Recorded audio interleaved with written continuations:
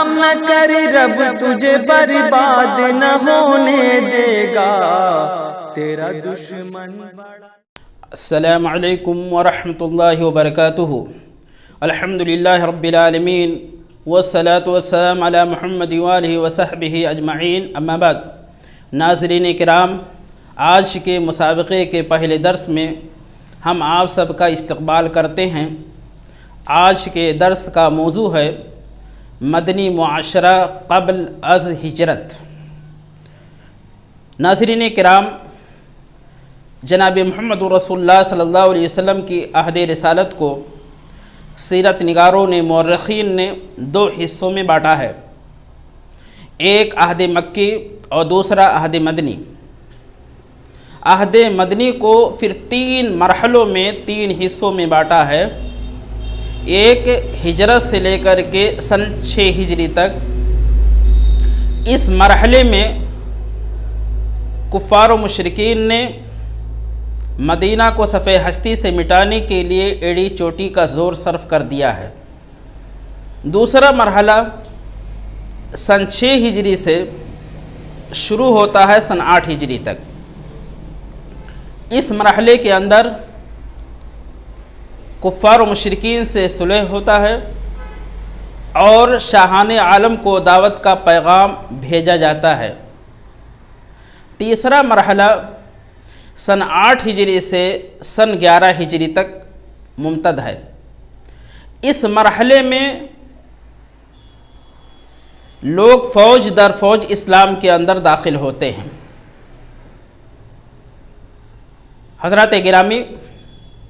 جناب محمد رسول اللہ صلی اللہ علیہ وسلم کے مدینہ ہجرت سے پہلے اس کا پرانا نام یثرب ہے، اور جب آپ نے ہجرت فرمائی تو اس کو مدینۃ الرسول، مدینۃ النبی اور مختصراً اس کو مدینہ کہا گیا۔ مدینہ کی تاریخ اسلام سے قبل اکثر و بیشتر اس کی تاریخ گمنام اور منتشر نظر آتی ہے۔ مدینہ دراصل ایک زرخیز خطے زمین پر واقع نخلستان ہے جس کو چاروں طرف آتشی پہاڑوں نے گھیر رکھا ہے، جن میں دو چٹان زیادہ مشہور ہیں، ایک حرہ وبرہ اور دوسرا حرہ واقم۔ اور حرہ واقم یہ حرہ وبرہ سے کہیں زیادہ زرخیز ہے۔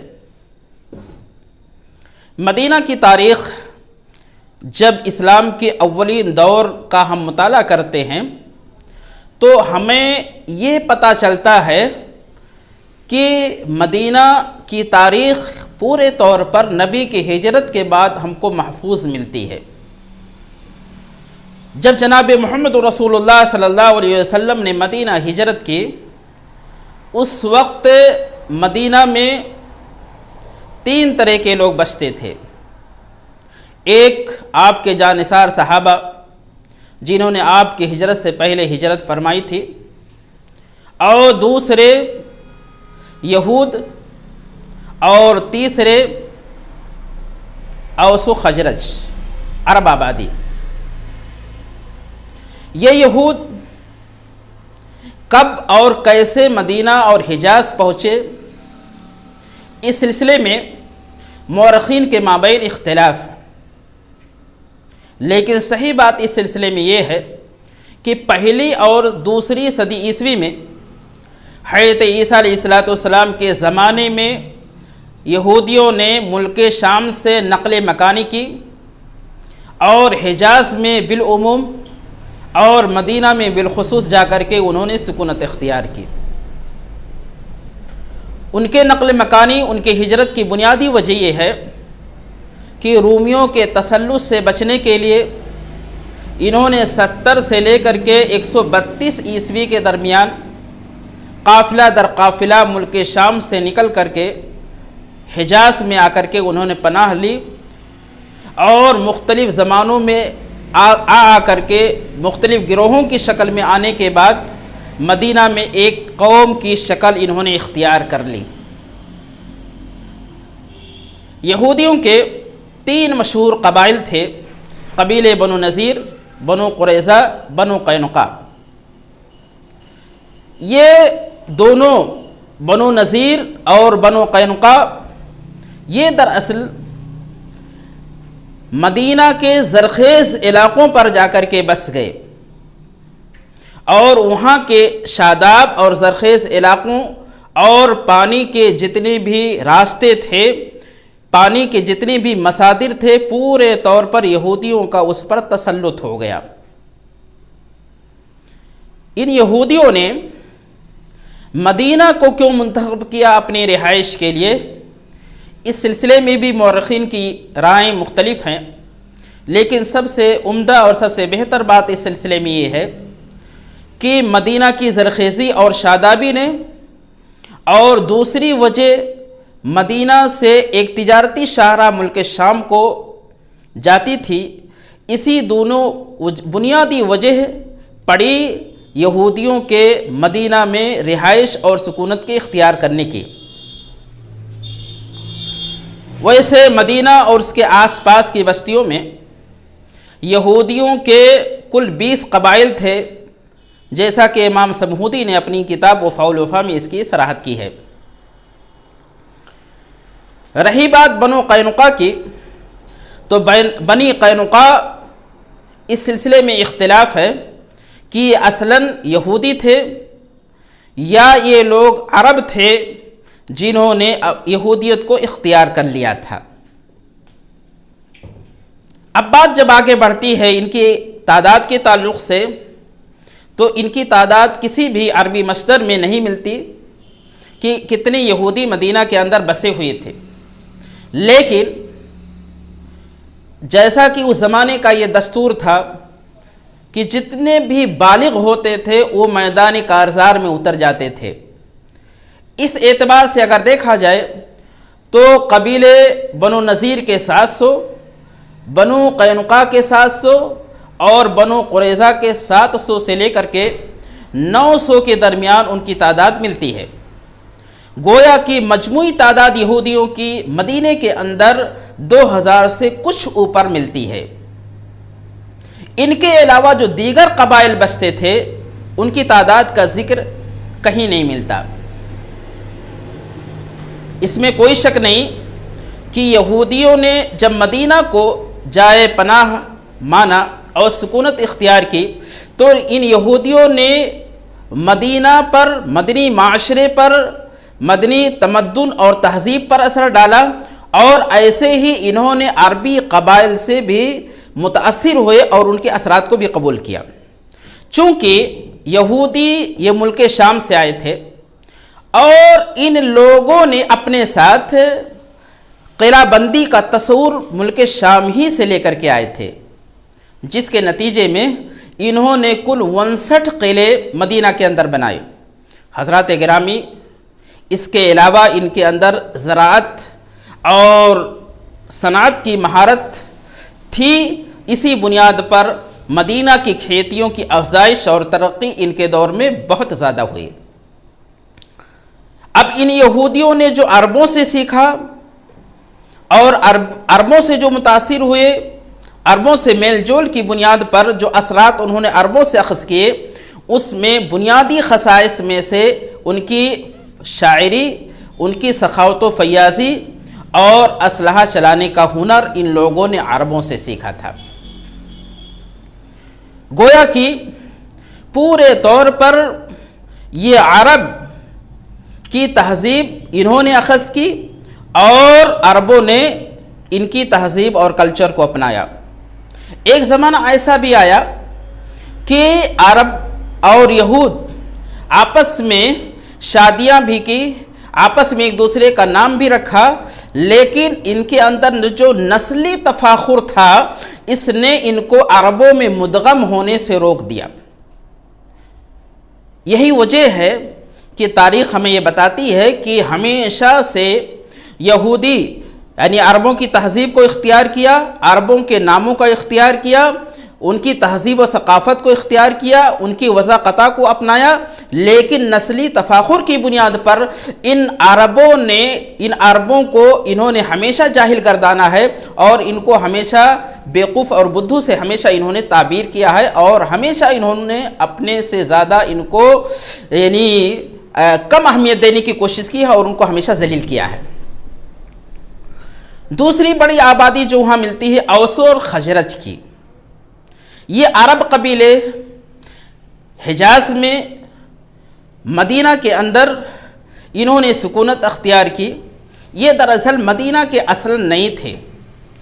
بلکہ یہ لوگ ملک یمن سے آ کر کے مدینہ میں سکونت اختیار کی تھی۔ اس کی وجہ کیا تھی؟ اس کی وجہ یہ بتایا جاتا ہے کہ وہاں ایک بہت بڑا سیلاب آیا تھا، جس سیلاب کی تباہی سے بچنے کے لیے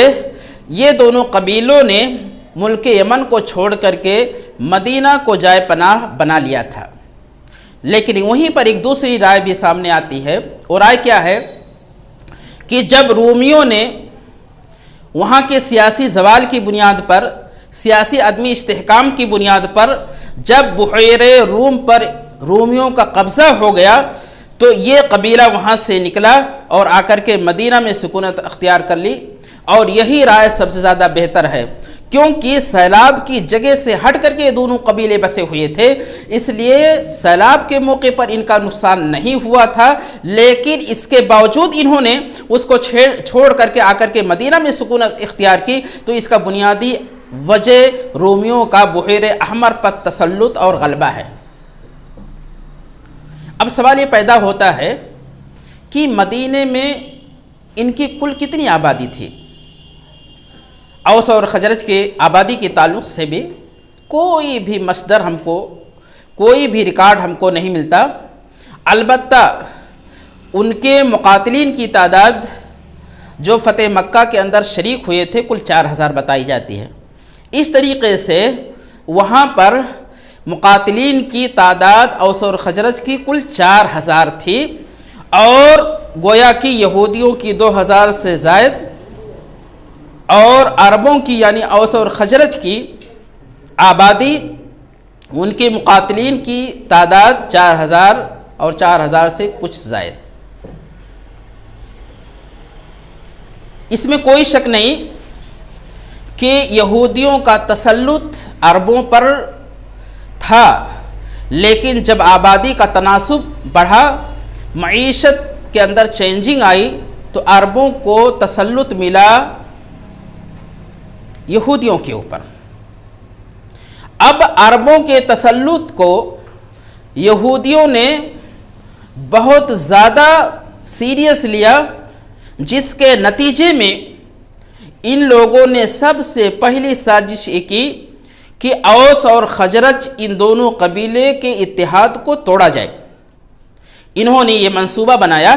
کہ کس طریقے سے ان کے اتحاد کو توڑا جائے، ان کو پارا پارا کیا جائے، ان کو ایک دوسرے کے دشمن بنایا جائے۔ اس لیے انہوں نے جو چالیں چلی، اس کے نتیجے میں کئی مرتبہ لڑائیاں ہوئیں، لیکن آخری لڑائی ہجرت سے 5 سال پہلے جنگ بواس کے نام سے جنگ لڑی گئی، جس میں بہت سارے لوگوں کی جانیں گئی۔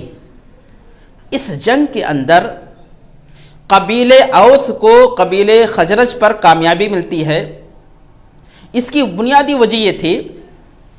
کہ قبیلے اوس نے